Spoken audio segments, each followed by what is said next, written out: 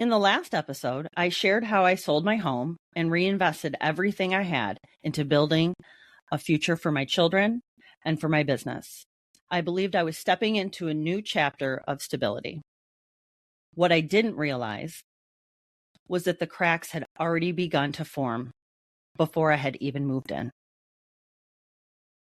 Welcome to Justice with Jen. I'm your host, Jennifer Dayton, founder and executive director of the Kalamazoo Justice Project. On this podcast, I examine how housing systems, public institutions, and personal experience intersect to shape people's lives. Today's episode is about the place that was supposed to represent a fresh start, the Creamery Apartments in Kalamazoo, Michigan. When I decided to sell my home in Millwood, it was with a sense of hope and optimism for the future. I believed I was making the best choice for my children, ensuring stability and a sense of home in the South Side or Millwood neighborhood.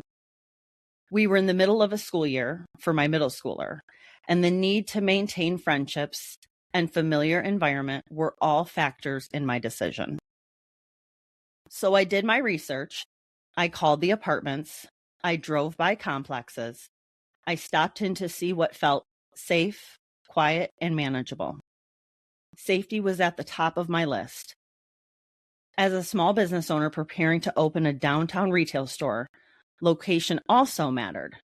I needed to be close enough to balance both my home and work life. With high hopes and a sense of anticipation, I arrived at the Creamery Apartments, believing it to be the answer to my quest for stability. My first interactions with the Creamery's management were not without their challenges. It was a struggle to get anyone to answer the phone or to be present when I visited.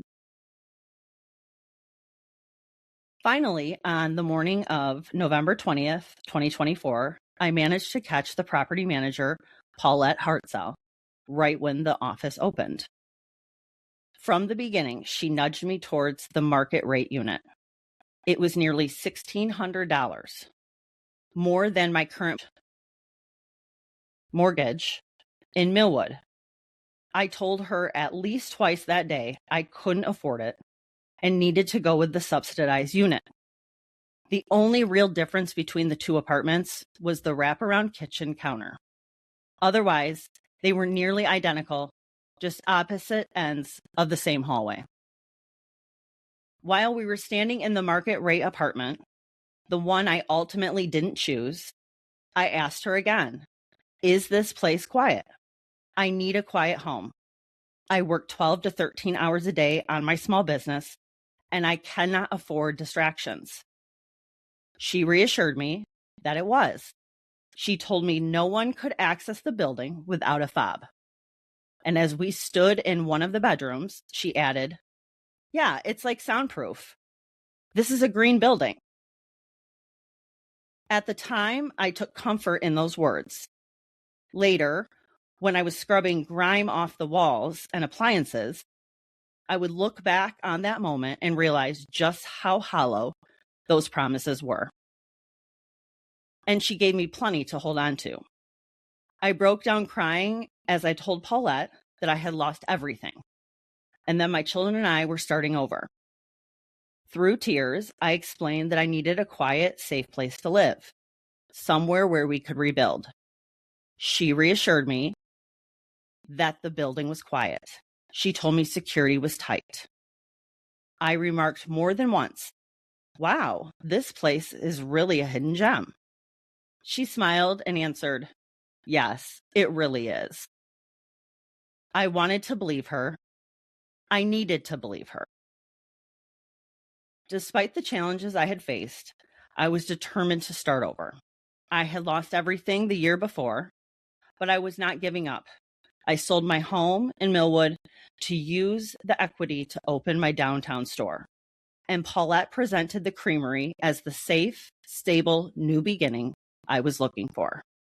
I was ready to embrace this new chapter with determination and resilience. I was aware that the Creamery was a HUD subsidized building. I understood that meant part of the rent structure was tied to federal housing programs.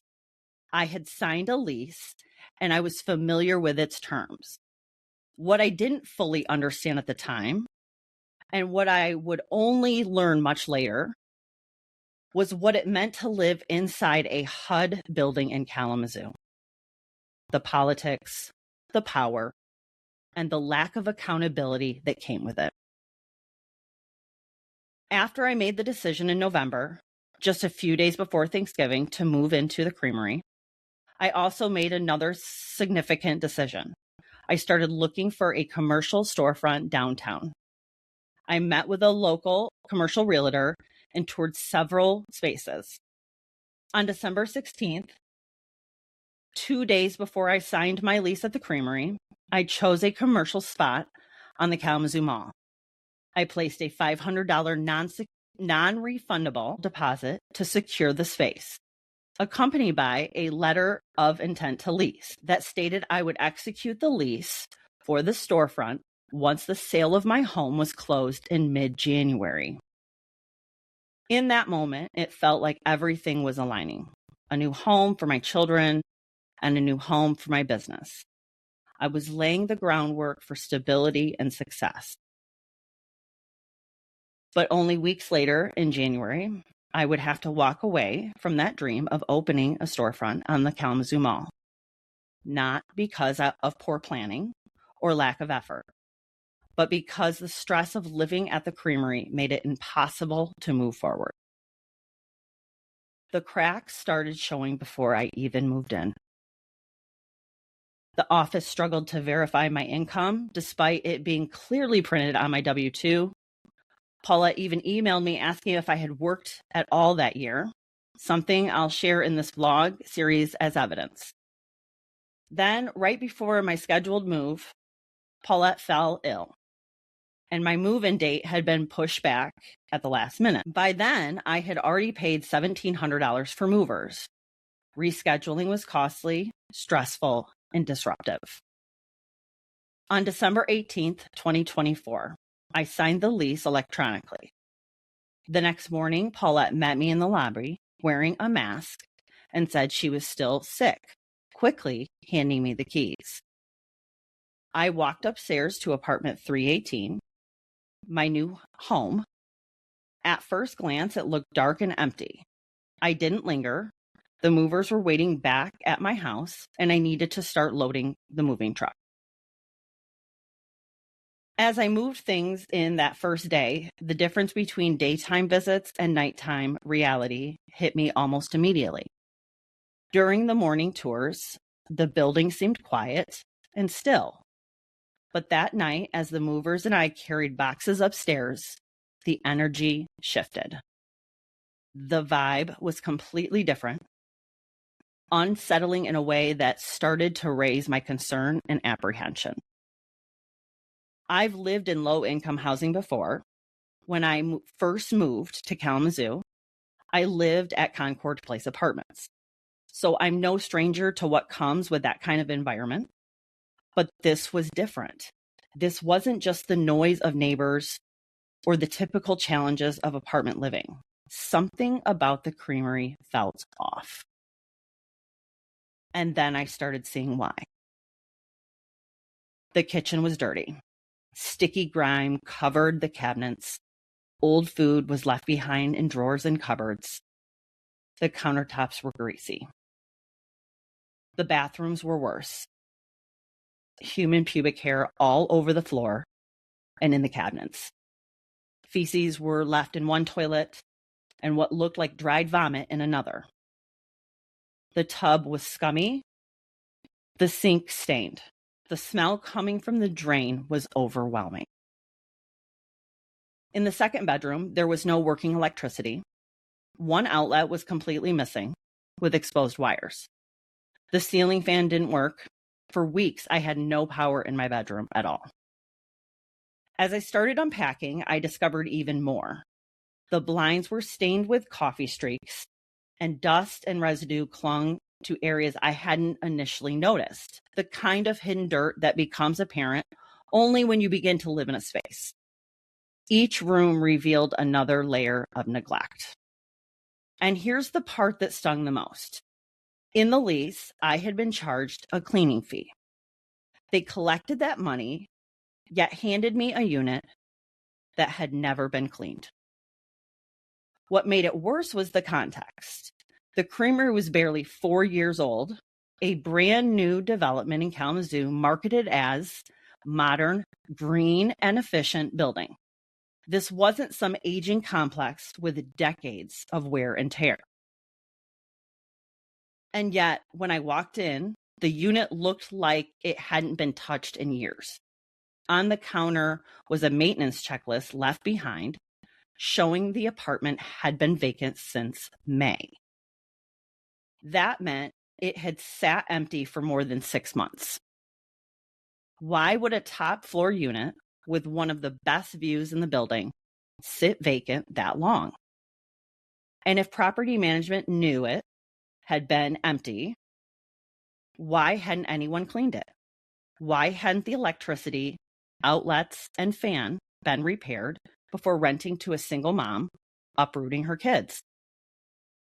Instead of a fresh start, I had paid thousands to move into an apartment that felt abandoned and neglected. It took me 5 hours just to scrub the bathrooms enough that my kids could use it. 3 weeks to deep clean an entire apartment. 3 weeks were lost while trying to launch a downtown store and make a unit livable that should have been ready on day one. Even on move-in day, dysfunction followed me. The maintenance man, whom I'll call Isaac, offered to help me move things upstairs. He ended up stuck in the elevator for hours, trapped with my belongings. The Creamery was supposed to be a safe new start. Instead, from the very first day, it felt like I had stepped into a trap. At the time, I told myself these were just the growing pains of a move. But the months that followed showed me otherwise. The Creamery wasn't broken by accident. What I experienced next, the harassment, the retaliation, and the intimidation, proved it was built on neglect. That's where this story turns next. Thank you for listening to Justice with Jen. I'm Jennifer Dayton, founder and executive director of the Kalamazoo Justice Project. If you want to follow the full investigation behind these episodes, you can read my writing on Substack and through the Kalamazoo Justice Project website.